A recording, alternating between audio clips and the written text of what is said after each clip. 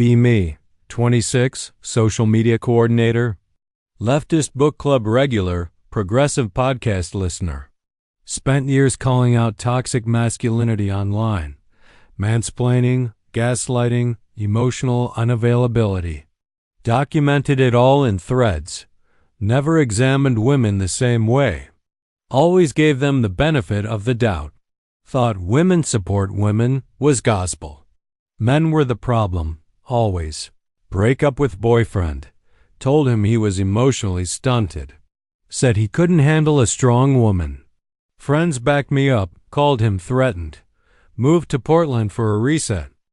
Meet Riley at a community event. She's everything I thought I wanted in a friend.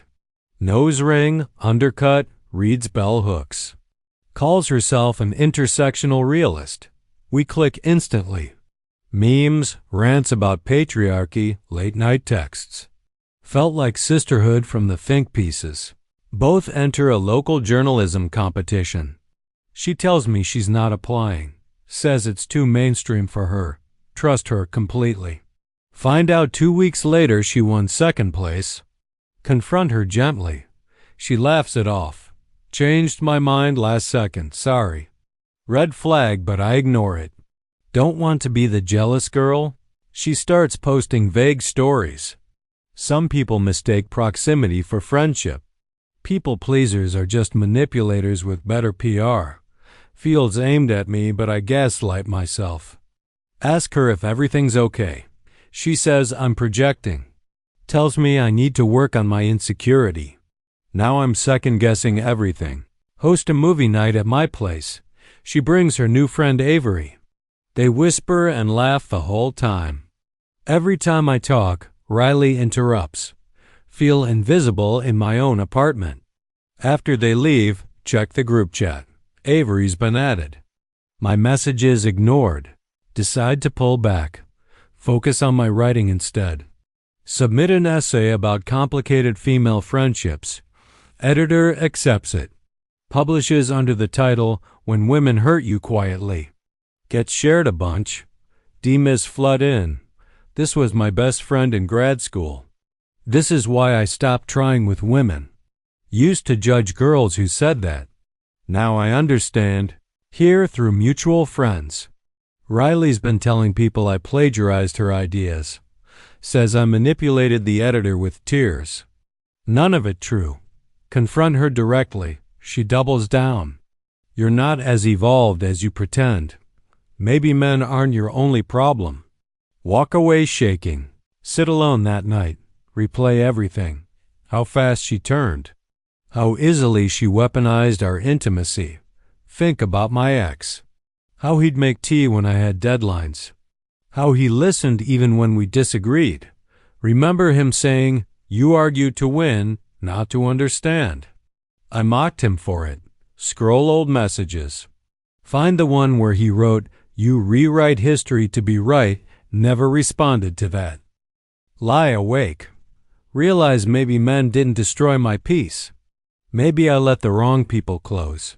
Maybe I became what I criticized. New week. Tell myself I'm learning, not bitter. Block Riley everywhere. Delete our photos. Tweet something about betrayal. Gets 38 likes. Feel hollow. Reconnect with Max, old friend from college. Used to share philosophy notes. Works in tech now. Lives nearby. Not trying to prove anything. Just Max. Meet for coffee. He asks about work. Actually listens. Doesn't interrupt like Avery did. Doesn't make me feel stupid for caring. Tell him about Riley. He says, "That's rough. You didn't deserve that." No lecture about self-work. No coded language. Just empathy. Talk for hours. Movies, books, stupid memes. He pays for both drinks. Says, "Don't fight me on this." I don't. Walk home feeling strange. Safe somehow. Like I don't have to perform. Next week he texts. Asks if I heard back about the next competition. He remembered. None of my female friends asked. They just posted congrats to the winners. Like I was invisible. He sends memes. Not ironic ones. Just funny stuff. Cat in a tiny hat. Caption says, "When everything is too much," writes, "Made me think of you. Laugh harder than I have in weeks.